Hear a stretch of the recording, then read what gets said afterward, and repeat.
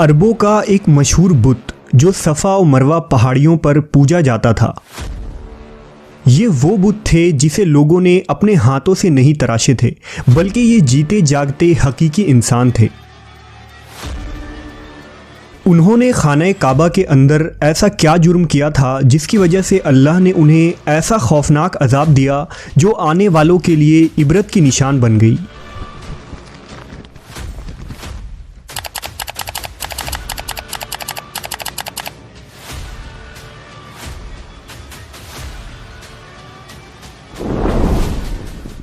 جب سے خانہ کعبہ تعمیر ہوا تب سے لے کر اب تک جس نے بھی بیت اللہ کی بے حرمتی کی یا بے حرمتی کرنے کی کوشش کی تو اللہ نے ان کا وہ حشر کیا کہ رہتی دنیا تک عبرت کا نشان بن کر رہ گئے، پھر چاہے وہ دنیا کا طاقتور بادشاہ ابرہہ اور اس کے ہاتھیوں کا لشکر ہی کیوں نہ ہو۔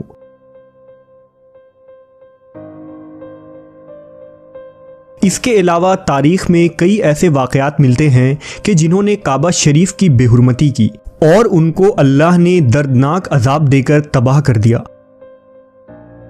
اس کی ایک مثال اساف و نائلہ ہے۔ اساف بن یالا اور نائلہ بنت زید دراصل قبیلہ بنی جرہم کے ایک مرد و زن تھے۔ نائلہ ایک خوبصورت اور حسین لڑکی تھی جو اپنے قبیلہ میں یمن کے کسی علاقے میں رہا کرتی تھی۔ یہ خوبصورت حسینہ قبیلہ بنی جرہم میں اپنے حسن کی نمائش کیا کرتی تھی۔ وہ فحش لباس پہن کر گھر سے نکلتی تھی اور قبیلہ کے نوجوان اس کے پیچھے پیچھے چلتے تھے۔ ہر کوئی اس سے تعلقات کا خواہش مند تھا۔ انہی لوگوں میں قبیلے کے سردار کا بیٹا بھی شامل تھا جس کا نام اساف بن یالا تھا۔ اساف اور نائلہ آپس میں محبت کر بیٹھے اور یہ محبت بہت ہی جلد خباثت میں بدل گئی۔ انہوں نے آپس میں ناجائز تعلقات قائم کر لیے اور جب کبھی موقع ملتا تو دونوں زنا میں مشغول ہو جاتے۔ اس طرح یہ سلسلہ یوں ہی چلتا رہا۔ جب ان کے گھر والوں کو اس کا علم ہوا تو وہ ان کے خلاف ہو گئے، جس وجہ سے ان کے ملنے پر پابندی لگا دی گئی۔ ایک دفعہ کا واقعہ ہے کہ بنی جرہم کا ایک قافلہ حج کرنے کے لیے مکہ کے لیے روانہ ہوا تو یہ دونوں بھی اس قافلے کے ساتھ حج کے لیے چل دیے۔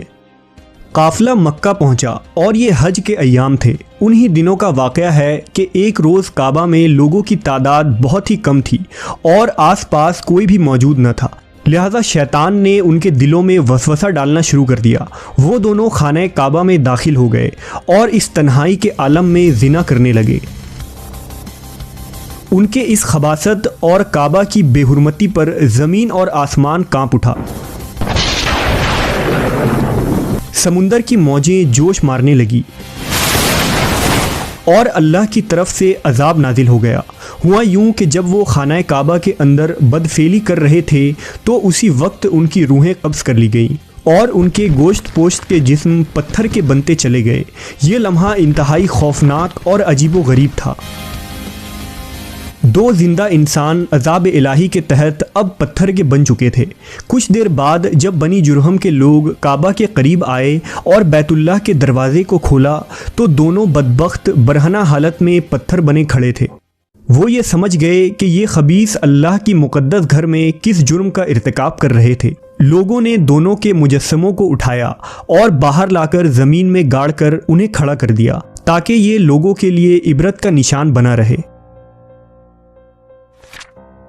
کچھ دن گزرنے کے بعد مکہ کے لوگوں نے اساف کے بت کو اٹھا کر کوہ صفا کے مقام پر رکھ دیا اور نائلہ کے بت کو اٹھا کر کوہ مروہ کے مقام پر رکھ دیا۔ صفا و مروہ دراصل دو پہاڑی ہیں جو حرم کعبہ کے بالکل قریب ہی ہیں۔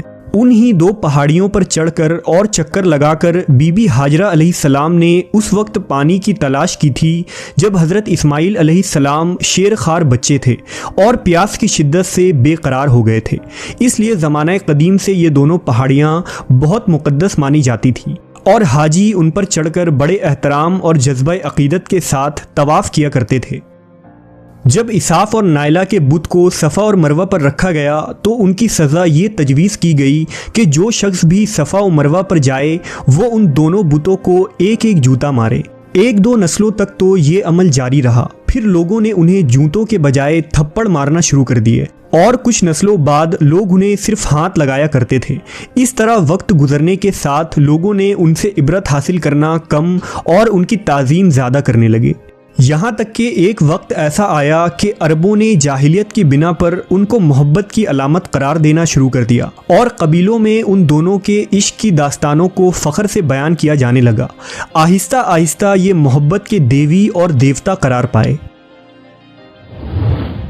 5ویں صدی تک اساف اور نائلہ کے اس بت کو عربوں کے بڑے بتوں میں شمار کیا جاتا تھا جن کے آگے لوگ سجدہ کیا کرتے تھے اور قربانی بھی چڑھاتے تھے۔ حضرت زید بن حارث رضی اللہ تعالیٰ عنہ بیان کرتے ہیں کہ زمانہ جاہلیت میں جب مشرکین مکہ بیت اللہ کا طواف کرتے تھے تو اساف و نائلہ کے اس بت کو چھوتے تھے۔ میں ایک دفعہ رسول اللہ صلی اللہ علیہ وسلم کے ساتھ بیت اللہ کا طواف کر رہا تھا، لہٰذا جب میں ان بتوں کے پاس سے گزرا تو ان کو چھوا۔ اس پر آپ صلی اللہ علیہ وسلم نے مجھ کو ان بتوں کو چھونے سے منع کیا۔ میں نے اپنے دل میں کہا کہ دیکھوں تو صحیح کہ چھونے سے ہوتا کیا ہے، اس لیے دوبارہ ان کو چھوا۔ آپ صلی اللہ علیہ وسلم نے دوبارہ ذرا سختی سے منع کرتے ہوئے فرمایا، کیا تم کو منع نہیں کیا تھا؟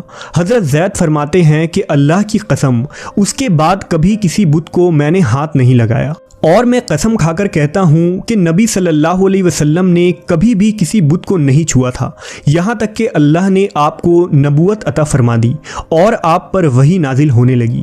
ایک دن رشد و ہدایت کا ایک سورج طلوع ہوا جس سے یہ پورا خطہ جگمگا اٹھا۔ حضور پاک صلی اللہ علیہ وسلم نبوت کے عہدے پر فائز ہوئے۔ آپ صلی اللہ علیہ وسلم نے دعوت و تبلیغ کا کام شروع کیا۔ 10 ہجری میں جب اللہ نے عرب میں دین اسلام کو غالب کیا اور محمد صلی اللہ علیہ وسلم نے مکہ فتح کیا تو آپ فتح کے بعد حرم شریف میں داخل ہوئے اور آپ نے اپنے بھائی حضرت علی کے ساتھ مل کر تمام چھوٹے بڑے بتوں کو توڑ ڈالا۔ آپ بت توڑتے جاتے اور یہ فرماتے جاتے کہ حق آ گیا اور باطل مٹ گیا، بے شک باطل نے مٹ جانا ہی تھا، یہاں تک کہ خانہ کعبہ تمام بتوں سے پاک ہو گیا۔ پھر آپ صفا اور مروہ پر تشریف لے گئے اور اساف و نائلہ کے اس بت کو اپنے مقدس ہاتھوں سے توڑ ڈالے۔